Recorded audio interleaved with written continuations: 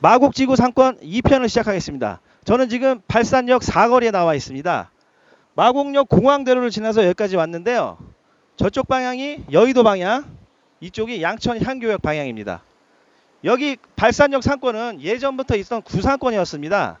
저 뒤쪽으로 보이시는 아파트 단지 뒤로 주택이 형성되어 있었고요. 저쪽 뒤로도 주택이 많이 지금 형성되어 있고 NC백화점 뒤로는 먹자골목이 형성되어 있습니다. 공항 대로변 쪽으로는 큰 음식점들이 많이 있었는데요. 마곡지구가 들어선 이후에는 많이 사라졌습니다. 우선 요 마곡지구 입구로 한번 가보시겠습니다.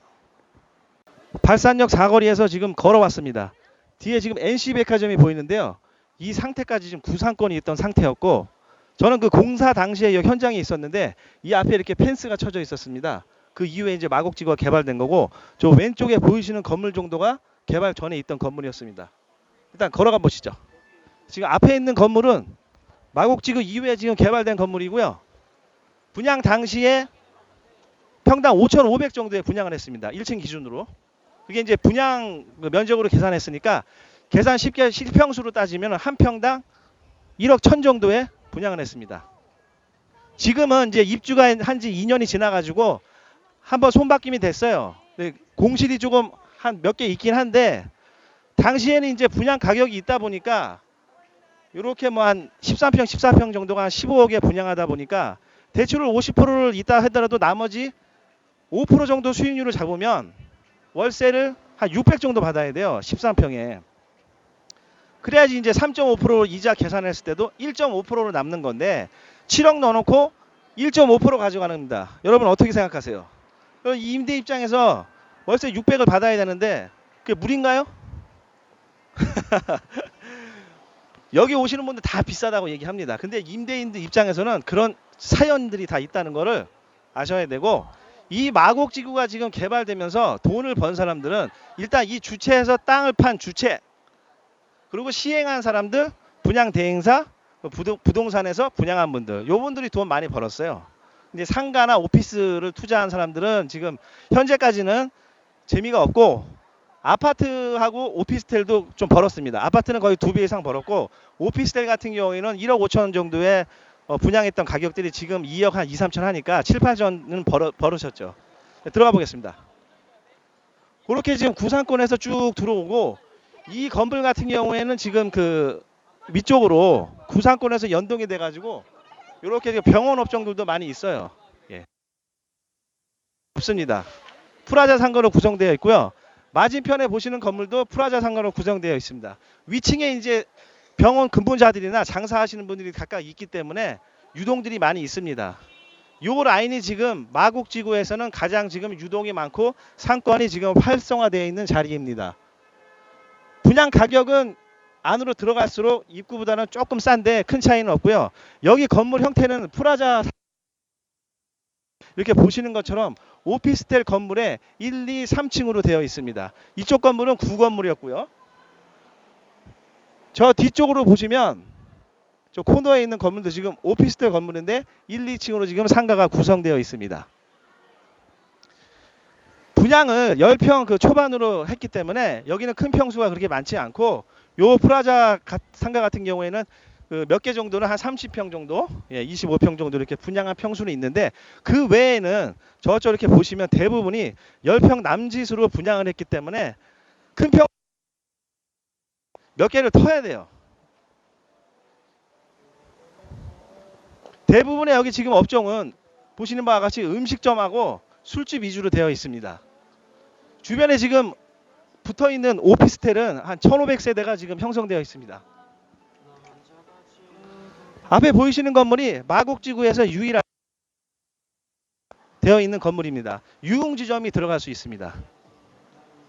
요게 있다 보니까 아무래도 저녁 늦게까지 사람들이 좀 있고, 요 일대에서 이제 상권을 이용하죠. 예. 안으로 좀 들어가 보겠습니다. 지금은 그 토요일 저녁 10시입니다. 지금 휴가철인데 지금 열대합니다. 상당히 덥네요. 근데 사람들이 있네요, 지금. 예. 주변에 계신 분들하고 저 뒤쪽 상가를 이용하시는 분들이 지금 있을 겁니다. 주말이라서 지금 그 오피스나 LG 근무자들이 지금 퇴근을 했을 거예요 아마. 그러니까 이거 남아 있는 분들은 근방에 계시는 분들하고 여기 사시는 분들이 지금 상권을 이용하고 있는 상황일 겁니다. 예, 여기까지 쭉 일단 왔는데 요 메인 자락이 여기서 1블록으로 끝내면 요 옆에 지금 임대 시세는 10평 기준으로 350에서 400 초반 보시면 됩니다. 예, 여기까지 보셨고요.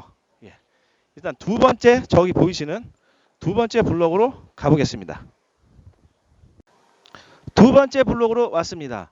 저녁이라서 잘 보이실지 모르겠는데 저 뒤편이 지금 LG 사이언스 파크 건물입니다.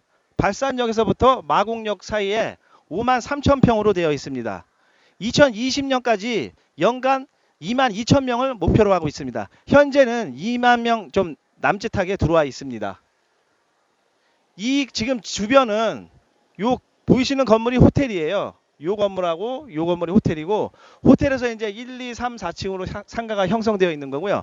저 뒤에 보이시는 건물은 오피스입니다. 오피스 내 1, 2, 3층 상가고 요 뒤에 보이시는 건물도 오피스에서 내 상가입니다. 보이시는 건물은 프라자 상가고요. 앞으로 한번 가보시겠습니다. 이쪽 지역은 지금 LG 근무자들하고 주변에 지금 오피스에서 근무하시는 회사원들이 지금 이용하는 상권입니다. 여기도 마찬가지로 큰 평수는 거의 없고 이렇게 작은 평수로 되어 있습니다. 이 건물 같은 경우 프라자 상가로 되다 보니까 저렇게 큰 평수를 몇 개를 자르긴 했어요. 그 외에는 큰 평수들이 많지는 않습니다. 1년 남짓 돼가지고 손바뀌면 그렇게 없는데 기존에 있던 분들이 이렇게 보시는 것처럼 나간 경우가 있습니다. 이게 권리금을 이제 받고 나간 경우도 있는데 저런 형태처럼 원상 복구하고 나가는 경우에는 손해가 크잖아요. 근데 그 소상공인에서 운영하는 희망 리턴 패키지라고 있어요. 거기에 이제 들어가 보시면은 폐업 장려금으로 200만 원을 지원받을 수 있습니다. 그거 한번 신청을 알아보시고요. 다만 이제 좀 소극적으로 대처를 하고 그리고 좀 협조는 잘 안 해요. 근데 그런 제도가 있으니까 한번 연구해 보시고 잘 활용해 보시기 바랍니다. 이 라인은 지금 고깃집들이 많이 있어요. 큰 평수들이 많지 않은데 이렇게 두 칸, 세 칸 터가지고 있는 경우가 있고 지금 보시는 그 더번 코리아가 양옆으로 지금 마주보고 있는데 더번 코리아 같은 경우에는 가맹점을 내줄 때 이제 기본 컨셉이 뭐냐면은 싸고 맛있는 음식을 대량으로 큰 평수로 신속하게 박리 다매 형식으로 운영하고 있고 상권은 좋은 데로 들어가고 그래야지 이제 실패 확률이 적잖아요. 그런 컨셉으로 가고 있는데 창업 자금은 많이 듭니다. 보통 가맹비 같은 경우에도 평수에 따라 다른데 2, 3천만 원은 기본으로 생각하셔야 돼요. 그러면 기타 이제 뭐 인테리어 비용이나 이런 것도 웬만한 그 프랜차이즈보다는 좀 비용이 비쌉니다. 그것도 고려해 보셔야 되고 여기서 이제 파생되는 문제가 뭐냐면은 요 더번 코리아를 보고 이제 유사 이제 프랜차이즈 업체들이 창업 비용이 많이 드니까 흉내를 내는 거죠. 조금 싸게 하고 상권도 좀 처지는데 위치도 좀 처지면서 금액이 좀 싼 곳으로 평수도 그렇게 유도를 하는데 그 순간에 잘 보셔야 돼요. 왜 그러냐면 이 더번 코리아는 그런 거를 기본으로 이렇게 그 틀을 잡고 가기 때문에 그 틀에서 벗어나면은 힘들어지는데 거기서 평수라든가 이런 게 벗어나면은 운영에 있어서 어려운 측면이 있습니다. 제가 건대편에서 말씀드렸다시피 박리담에는 평수가 어느 정도 돼야 되고 인건비가 많이 들어요. 그리고 사람을 다룰 줄 아는 분이 하셔야 되기 때문에 경험이 없으면 안 돼요. 그러니까 그걸 잘 알아보시고 한번 하셔야 됩니다. 여기는 1, 2층 같은 경우에 다 지금 임대가 대부분 맞춰 있고요. 3층 이후에는 아직도 공실은 많이 있습니다. 3층 이후의 업종들은 대부분 이제 네일 아트, 왁싱샵, 필라테스 그 정도로 구성되어 있습니다. 이 일대는 LG 사이언스 파크하고 오피스들이 많이 있기 때문에 점심시간에는 사람들이 많이 나와요. 물론 LG에 그 안에 그 구내 식당이 잘 돼 있다고 합니다. 그 업종별로 메뉴가 잘 되어 있는데 워낙 사람이 많다 보니까 일부 사람들만 나와도 여기가 이렇게 유동이 붐벼요. 그래서 점심시간에는 정말 맛이 형편없지 않는 이상은 1.5에서 2.5 정도는 돌아갑니다. 골목 식당하고 달리 오피스 상권이기 때문에 매일 먹어야 되잖아요. 그래서 좀 질리지 않는 메뉴를 선택하시는 게 좀 좋을 것 같고요. 저녁에는 상대적으로 점심시간하고 달리 유동이 좀 떨어져요. 이 LG가 셔틀버스가 있는데 그 5시 이후에 퇴근을 많이 해요. 그래서 그 점도 좀 고려하셔야 되고, 과거 오피스 상권의 특징 중 하나가 한정식 집이 많고 고가의 음식점들이 많았는데, 주력 소비층이 이제 젊은 사람들로 교체되면서 업종도 이제 그들에 맞춰서 변화하고 있는 것 같습니다. 예전에 그 베이비 부모 세대들이 있을 때는 직장 문화가 좀 상하 이렇게 군대식이고 수직적인 문화가 있었잖아요. 그러다 보니까 이제 회식도 을에 이제 참석을 해야 되는 상황이 많았는데, 지금은 그런 상황이 아니기 때문에 젊은 사람들이 자기 개성을 중시하더라고요. 표현도 확실히 하고. 그러다 보니까 관련 업종들도 많이 지금 없어진 게, 이렇게 우리가 쭉 왔는데 노래방은 거의 없잖아요. 노래방이 지금 한 2개 정도 빼고는 거의 없습니다. 그런 상황도 고려하셔야 되고, 또 김영란법 시행이나 요즘 젊은 분들이 싱글족들이 많아요. 그래서 혼밥집 이런 것도 여기 곳곳에 있습니다. 물론 우리가 그 대한민국 사람이기 때문에 우리 입맛에 맞는 뭐 삼계탕집이나 순댓국, 설렁탕, 뭐 추어탕 이런 것들 있잖아요. 전통적인 음식들. 그런 것들은 맛만 있으면 여기 뭐 어디 15평 들어오셔도 장사 잘 되실 거예요. 그런 거를 제외한 저는 전반적인 말씀을 드린 겁니다. 그리고 여기가 지금 신도시인데 LG 사이언스 파크나 이제 주변 근무자들이 보통 보면 20, 30대 비중이 여기가 많더라고요. 그런 것도 한번 고려해 보셨으면 좋겠습니다. 저희가 이제 이면 쭉, 두 블럭 쭉 왔는데, 여기 임대 시세는 10평 기준으로 300에서 350만 원 정도 보시면 됩니다. 예. 여기 지금 밤이라서 잘 안 보이시겠지만, 여기가 지금 LG 사이언스 파크 중간 지점입니다. 그래서 지금 오른쪽이 발산역 권역이고 왼쪽이 지금 마곡역 권역으로 분리되어 있어요. 그래서 도로도 요 중앙을 기점으로 해서 이렇게 나갑니다. 그래서 저 가운데에서 공항대로로 김포공항 방면, 여의도 방면으로 이렇게 나눠져 있습니다. 저 멀리 보시면은 이제 코롱이 있어요. 코롱 사옥도 있고, 뒷블럭으로는 계속 빈 땅들도 많이 있습니다. 지금 이제 회사들이나 뭐 지원시설 부지도 아직도 많이 남아 있고, 양쪽 향교역 방향으로. 그리고 상가 부지도 많이 남아 있어요. 여기서 보이진 않지만 나중에 제가 화면을 한번 잡겠습니다.